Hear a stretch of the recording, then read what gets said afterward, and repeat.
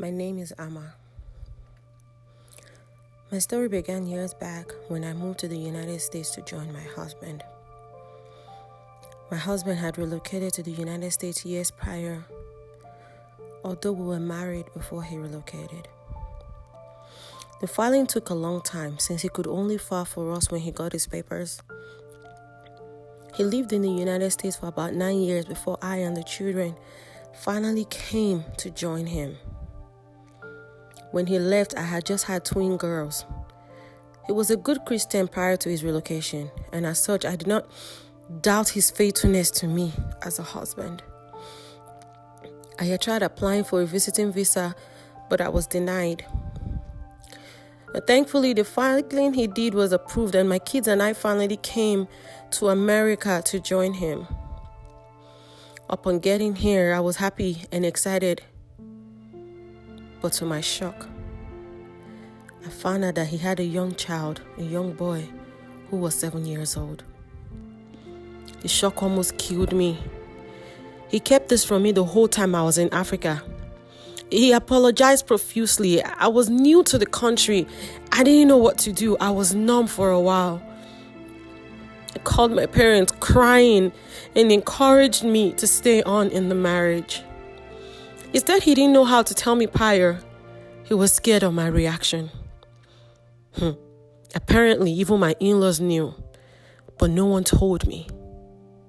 He said it was through a fling and he had no interest in the boy's mother. I told myself that I'll love the child still, despite the fact that I was hurt. I promised to love and care for him like my own. Little did I know that I had a greater battle ahead. The boy's mother, my husband's baby mama, decided that she wanted the boy to spend his summer vacation with us during the weekdays. Since she realized that I was around, I wasn't working or anything then. She saw a good babysitting option for herself. Even though my husband had ended his relationship with her years prior, but he still had joint custody of the child. I refused at first, but my husband was very emotional and persuasive about it. He suggested we allow the child stay since summer vacation was just about 3 months and the boy would leave on the weekends. He also said this would be a good way for him to bond well with his sisters. So I finally agreed and I gave in. The boy was very rough and a handful, which was the reason why I had refused initially at this time. I had only been in the United States for a few months. The new discovery of a child I wasn't aware of for 7 years was still hurting me. I felt so paralyzed. I couldn't do anything about it. It was killing me. While the boy was staying with us, he had done so many things I overlooked. He would bite my girls, destroy their toys. He did all sorts, but I managed to correct him with love. I also told my husband, but he brushed it off and he said he was just a child. The day I flared up was the day he caught my daughter with a knife. He said she took his toy and he got a knife from the kitchen and cut her by her arm. It wasn't a big cut, but the wicked and violent act got me so upset. I finally decided to smack him. I beat him that day like I would beat my own child, but before I knew what happened, he called the police on me. He used the house phone, and before I knew what happened, the police came. He told them I wanted to kill him. This child told so many lies against me that day. My husband came home just in time before I was taken away, but he couldn't do anything about it. I'd explained that he intentionally hurt his sister, reason why I smacked him.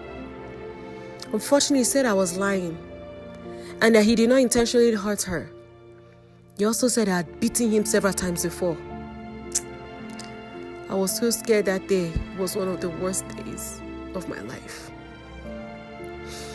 The humiliation, the pain, the shame, all the emotions I was going through was too much to be described. I cried like a baby. I was so scared. The look on my daughter's eyes when I was being taken away in handcuffs will forever remain on my mind. My girls were terrified. I was held for 48 hours for child battery charges. My husband came and bailed me with a lawyer. And even after I was bailed, they put me on some restrictions. I was waiting for the trial. The worst now happened. The child's mother, she started her own case. She said I needed to pay for the emotional pain I put her and her child through as a result of the smack I gave him. It was as if the devil was out to get me. It was one problem after the other. I was getting out of one problem and getting into another. I prayed so hard, my lips peeled. I called my parents, my siblings, my pastors, everyone I knew to intercede on my behalf. I really don't know the extent to which my husband had a fling or whatever he had with this woman, but she was determined to ruin me. My husband spent money on the case. We went from one lawyer to the other. Even I had to liquidate some assets in Africa so they could send me money. It was a horrible season that I hate to remember. To God's glory, I was cleared and acquitted of the charges against me. I can't explain it, but God was on my side. After the trial, my husband stopped talking to me. He said since I came to the States, I brought him nothing but pain. At that point, I made a decision to leave him, at least for a while. I told him I needed a break. I needed to live with my kids for a while. I was hurting mentally and emotionally. I couldn't bear it anymore. Even my kids were becoming stressed from the whole thing. I finally relocated temporarily to another state against my husband's wishes. My sister connected me with her friend who accommodated us with open arms. My husband did not even call me. I did not stop praying. God was my hope and anchor during this challenging time. I did not care anymore at the point. I was determined to come out through it all with my head held up high. I was a registered nurse back in Africa, and my sister's friend was also a nurse in America. She guided me on what to do. I started studying for the board exams and doing all that was needed to ensure I could qualify as a nurse in the US. I was scared initially during the trial because I heard that if I was found guilty, it would affect my ability to practice as a registered nurse in the States. At the same time, I got a small job on the side while preparing for my exams. My sister's friend was a blessing. I was also reading Christian books on dealing with emotional pain and forgiveness. My pastor in Africa and his wife were also my emotional support. They were my prayer partners. After a while, my husband called and begged me to come home, but I told him I was okay where I was. I needed my space to sort out my life. I couldn't stand to be near him in that moment. I felt like God needed to deal with me and heal me first. He called and begged me. Even called my parents to plead with me, but I refused. I had gone through so much. I couldn't go back to him, at least not yet.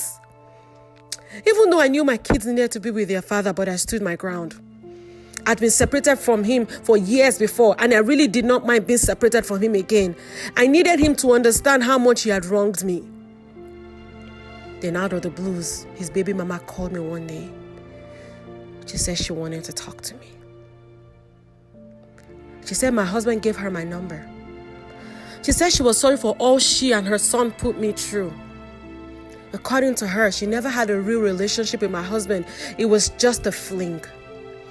She said she was angry when my kids and I moved to America because attention and support for her son's upkeep would be affected, and she wanted me out of the way. She said his financial support enabled her to take care of her other kids as a single mom with 3 kids for 3 different fathers. She said she wasn't thinking. All she knew was that she wanted my kids and I out of the way. She said she trained her son certain things to do to upset me. She was crying bitterly on the phone that day. I didn't even know what to say. What a wicked world. I told her I'd forgiven her. I was not angry anymore. I told her I'd moved on, and I hung up the phone on her. I wasn't angry with her. Since God had vindicated me, I had no more issues with her. My sister's friend helped me more than I could even imagine. God was my strength through it all. At this time, my husband was going crazy, calling and crying, pleading with me almost every day. At a point, I felt like God was telling me it was time to go back to my husband, but it was hard forgiving him. But I realized I couldn't hold on to unforgiveness anymore. I finally packed up and went back home, renewed and restored. You should have seen how happy he was to see us. I gave him my rose. His son was no longer allowed in our house. I am a mother as well. But as a human being, I couldn't bear to go through what I went through before anymore. He happily obliged. Please don't judge me. If you were in my shoes, you will understand my pain. My testimony is this. God has been faithful and I passed my board exams and I'm now working as a registered nurse in the United States. It has been God all the way. I am so glad that I did not give up during my trial. The enemy tried, but God brought me out and I went through fire, but I came out stronger. My name is Amma.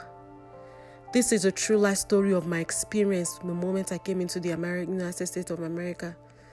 This is a true life story of my encounter and how God brought me out stronger.